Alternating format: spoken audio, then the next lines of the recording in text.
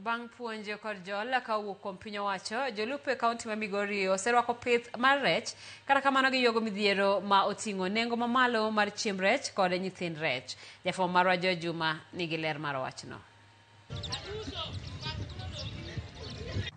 Yedhe maromo 206 e kaunti ma Migori dhi e nam Lolwe odiechieng' ka odiechieng' e timo chenrogo mag lupo.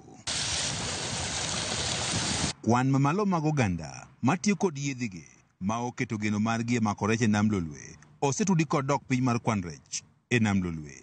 Moko kuom jolupo kawo kinde mathoth e nam Lolwe ka gilupo, kata kamano gisebedo ka giwuok kod rech matin, ka moko bende wuok kod lwetgi nono.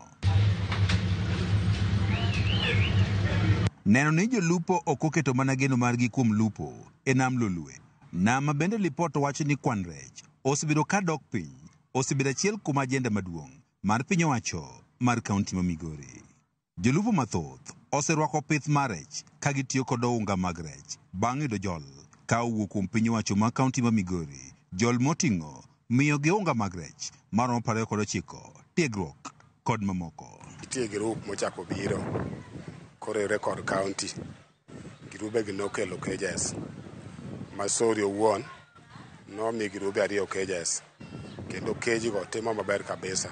I've been able to provide fish cages to our farmers so that we modernize the way fishing happens within the lake shore. Jok moko mochiegni keyo mane kaunti omiyo cages mokuongo. Seche ma jogi odhi keyo, gidhi yudo pesa, gidhi yudo kaka gidhi puonjo nyithindgi, mano gima ber mokalo.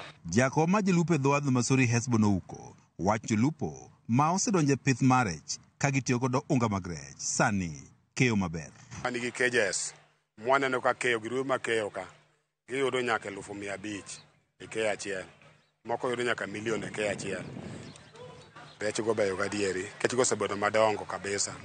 Kech koro gidong' mag dweche 3 kende tikayogi. Jolupo kata kamano pod yuago nengo mamalo mag chiemb rech magiwacho ni osethiro pith mar rech. Cages 7 go ket gi Sori ka.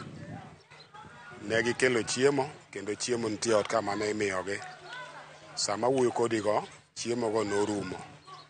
Koro gisingo ni gibiro medo gi chiemogo mondo gidhi nyime. Mondo ging'iew, to chiemb rech nengo ni malo, rech go nomigi rech mang'eny kabisa. Ma koro samoro, kodhi kamano kok chiemogo biro mapiyo, to nyalo chandogi. Nikech kwan manok mag jolupo emoseyudo unga mag rech kod kony mamoko ka kuom piny owacho. Moko kuom jolupo e dho wath Masoro pok oyudo jol dwaro mondo koro piny owacho ma kaunti ma Migori omigi ounga mag rech. Bedo ni tineno kelnwa cages mano osekonyo ahinya asa jok mano obahatika mar yude.